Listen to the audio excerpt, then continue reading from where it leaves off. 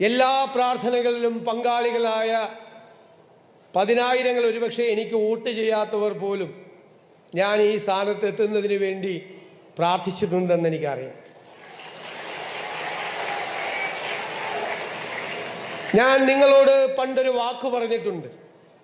എന്നെക്കുറിച്ചോർത്ത് നിങ്ങൾ ഒരിക്കലും അപമാനഭാരത്താൽ തലകുനിച്ച് നിൽക്കേണ്ട സ്ഥിതി ഉണ്ടാക്കില്ല എന്ന്. ഞാൻ ഈ കസേരയിൽ ഇരുന്നു കൊണ്ട് ഞാൻ വീണ്ടും അടിവരയിട്ടുകൊണ്ട് അത് ആവർത്തിക്കുന്നു. ഒരു പറവൂരുകാരനും അപമാനഭാരത്താൽ തലകുനിച്ചു നിൽക്കേണ്ട ഒരു കാര്യവും നിങ്ങളുടെ ജനപ്രതിനിധി ചെയ്യില്ല.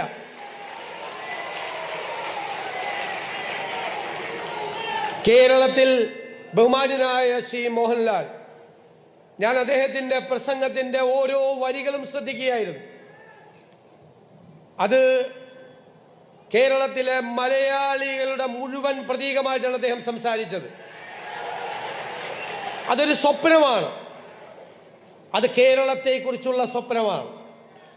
ആ സ്വപ്നം യാഥാർത്ഥ്യമാക്കാൻ വേണ്ടിയിട്ടുള്ള കഠിനാധ്വാനത്തിന്റെ, അർപ്പണബോധത്തിന്റെ മണിക്കൂറുകളും നിമിഷങ്ങളുമായിരിക്കും ഇനി വരാനിരിക്കുന്നത്.